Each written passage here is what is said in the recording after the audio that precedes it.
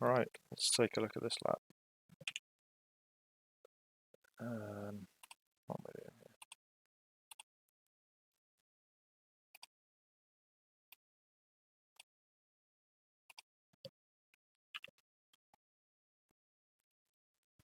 So heading into turn 1.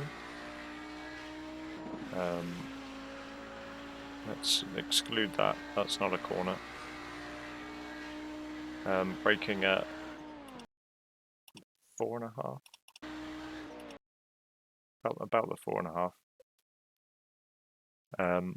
And then keeping the car straight.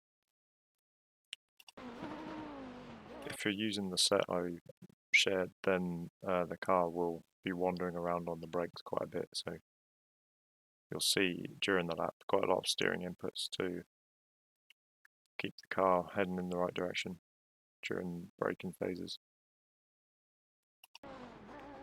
So standard GTO stuff. Slowly coming off the brake pressure as we get closer and closer to the apex, down to about 10%, 15% when we actually get to the apex. And then turn 1 is, forgive me, I don't actually know the numbers, so this could be 1 and 2, but this corner is kind of a double apex. So you see me pick the throttle up here only up to about sort of 80%, because otherwise you'll lose the rear. There's quite a big bump somewhere around here, which I couldn't consistently find or avoid. So look out for that. And we're back up to full throttle, keeping the car over to the right hand side, ready for the next corner. So this is the kind of key thing about VIR, is these compound braking zones where you're cornering and slowing down for the next corner. So you want to keep the car as straight as possible when you're braking heavily. So here I'll probably start braking quite soon, but it won't be heavily until I'm sort of out of this corner. So I start braking quite lightly, and then I'll get the wheel straight because I'm still turning left at the moment. As soon as I've got the wheel straight, more brake pressure, and then as soon as I need to turn again, less brake pressure.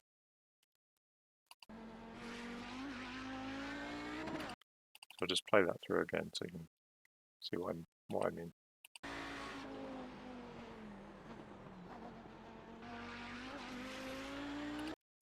So then we've got a pretty standard spread out chicane kind of thing. So the first left, you don't want to track out too far because you've got this right-hander immediately afterwards, and if you're all the way over here on the right-hand side of the track, you've messed up your line basically.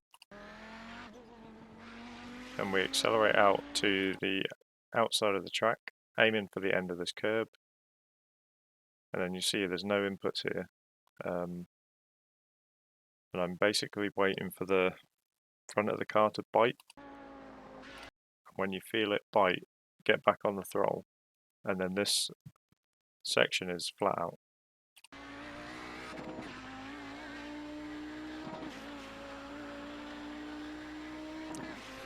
So then set the car up on the right for the climbing S's, cut the curbs, so it's flat through the first left, and then a little dab of the brakes to shift the weight forward and get some rotation for the right, flat across the next left, and then the same thing again at the top, but a bit more brake because it's a tighter corner. So flat there. Actually lifted that time. This is quali fuel, this run, so in the race you'll probably need a little bit of brake, just because of the extra weight. But just a lift there, and then flat through this next one, and then I do use a little bit of brake at the top of the hill. Get the car, again, don't track all the way out left here, because you need to get the car over to the right for the next corner. And it also, if you don't track all the way out, it gives the Nissans an opportunity to sweep around your outside there, which is a nice clean way. Excuse me, nice clean way for them to pass you into the next corner without sort of affecting anybody. A little bit of brake again, just to shift the weight forward, get the car rotating. And during my practice, I took this in third and fourth. So sometimes shifting all the way down to third, sometimes leaving it in fourth. Not a lot of time difference between the two, so whichever's more comfortable for you.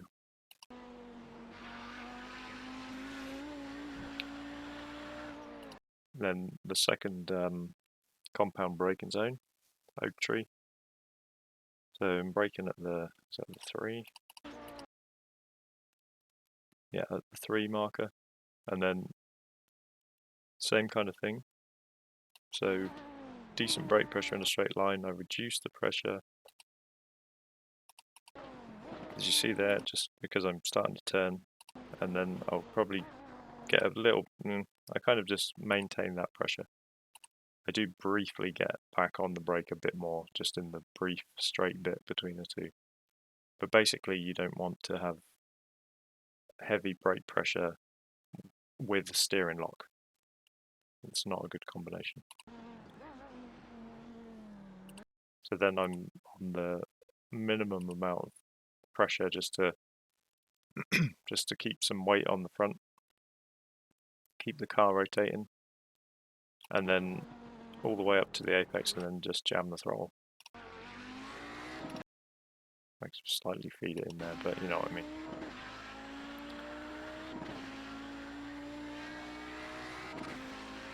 And then the third difficult braking zone is coming up.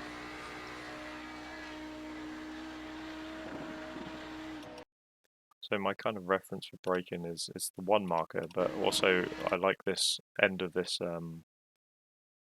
little patch of dirt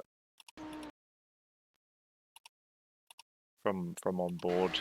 It's kind of a good reference. So same thing, lots of brake pressure when we're in a straight line.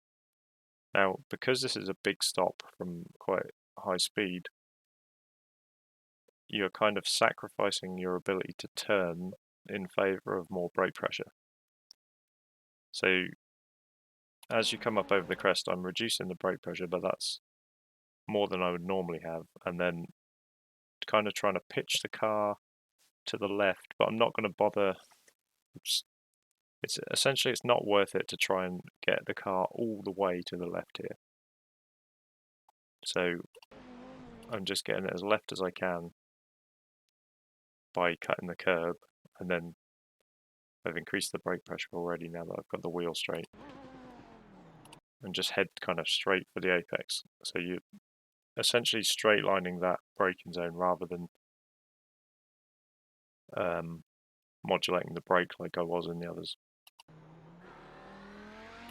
Again, here you want to accelerate, but not too soon that you end up too far left. And then the way the track sort of bottoms out here, you can use that dip to turn the car. Another exit to be wary of here is it's very easy to lose the rear for some reason. I don't know if it's off camber or whether that little bump there. There's this kind of a crest here. Maybe that's what causes it. And then into, I think this is hog pen. So cut the apex of the left, and then once you're sort of back onto the track, a little bit more brake pressure. I would say don't cut this apex. Unsettles the car a little bit too much. And then I did cut it there. Don't cut it too much, I guess. But you can see how it sort of unsettles the car. And then let the car run out to the left-hand side. And then this should be, it's almost flat, this last corner. There's a little bit of setup involved. where I'm sort of not fully on the throttle here. And then I just breathe the throttle a tiny bit. With a better line, that would be flat through there.